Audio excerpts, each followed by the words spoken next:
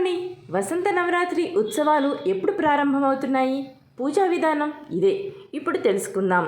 తెలుగు సంవత్సరాలలో విశ్వావసునామ సంవత్సరం ఈ రోజుతో ముగియనున్నది. కొత్త సంవత్సరం పరాభవనామ సంవత్సరం ప్రారంభం కానుంది. కొత్త సంవత్సరం మొదటి మాసం చైత్రమాసం. మొదటి రోజు ఉగాది పండుగ నుంచి 9 రోజుల పాటు నవరాత్రి ఉత్సవాలు జరుగుతాయి. శ్రీరామనవమి రాములోని కళ్యాణం రోజున ఈ వసంత నవరాత్రి ఉత్సవాలు ముగుస్తాయి. చైత్రమాసం వసంత నవరాత్రి ఉత్సవాల గురించి ఇప్పుడు తెలుసుకుందాం. చైత్రమాసంలో హిందూ సంప్రదాయాలలో అత్యంత పవిత్రమైన పండుగలలో ఒకటైన చైత్ర నవరాత్రులు మొదలవుతాయి. ఈ 9 రోజుల పర్వదినాల్లో భక్తులు దుర్గాదేవి 9 అవతారాలను భక్తి శ్రద్ధలతో ఆరాధిస్తారు. ఉపవాసాలు చేస్తూ కుటుంబంలో శాంతి, ఐశ్వర్యం, ఆరోగ్యం కలగాలని ప్రార్థనలు చేస్తారు. ముఖ్యంగా ఈ నవరాత్రులు వసంతకాలంలో జరగడం వల్ల వసంత నవరాత్రులు అని కూడా పిలుస్తారు. అదే సమయంలో శ్రీరాముడి జన్మదినమైన రామనవమి కూడా ఈ నవరాత్రుల చివరి రోజుల్లో జరుపుకుంటారు. చైత్ర నవరాత్రుల ప్రారంభం గురించి తెలుసుకుందాం. 2026లో చైత్ర నవరాత్రులు మార్చి 19న ప్రారంభమై మార్చి 27 వరకు కొనసాగుతాయి. ఈ తెలుగు నూతన సంవత్సరం ప్రారంభమవుతుంది. పరాభవనామ సంవత్సరం చైత్రమాసం శుక్లపక్షం మార్చి 19 ఉదయం 6:52 ప్రారంభమై మార్చి 20 ఉదయం 4:52 వరకు ఉంటుంది. అందుకే మార్చి 19న ఘటస్థాపనతో నవరాత్రుల పూజలు ప్రారంభమవుతాయి. అదే రోజు గుడి పాడ్వా పండుగ కూడా జరుపుకుంటారు.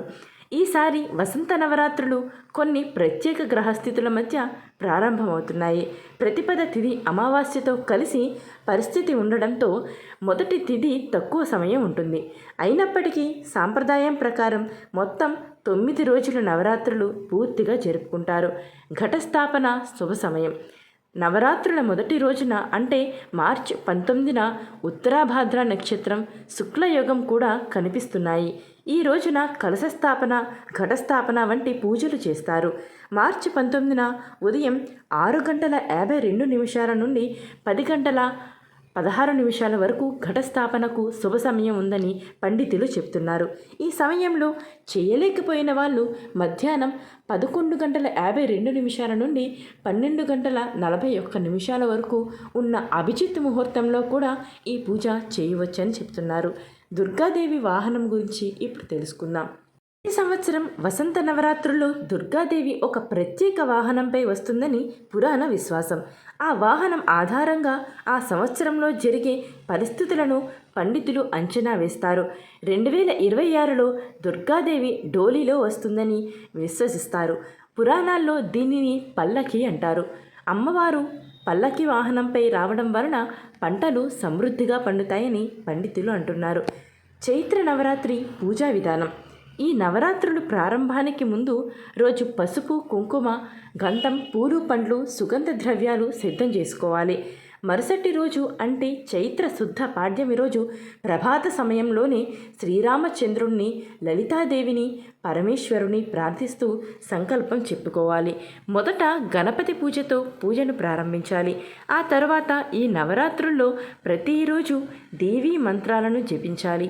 గౌరీ పంచాక్షరి, బాల షడాక్షరి, పంచదశి, షోడశి మంత్రాలు అన్నీ దేవికి సంబంధించినవే. అత్యంత నియమనిష్టలతో ఈ మంత్రానుష్ఠానం సాగించాలి. మంత్రము, యంత్రము, తంత్రము అనే 3 దేవీ పూజా విధానంలో అత్యంత ముఖ్యమైనవి.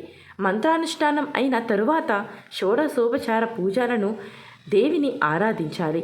అనంతరం సహస్రనామావళి, అష్టోత్తర శతనామాలతో అమ్మవారిని పూజించి ధూపదీప నైవేద్యాలను, తాంబూల నీరాజనాలను సమర్పించాలి. ఇలాంటి మరెన్నో ఇన్ఫర్మేషన్ మన ఛానల్లో ఉంటున్నాయి.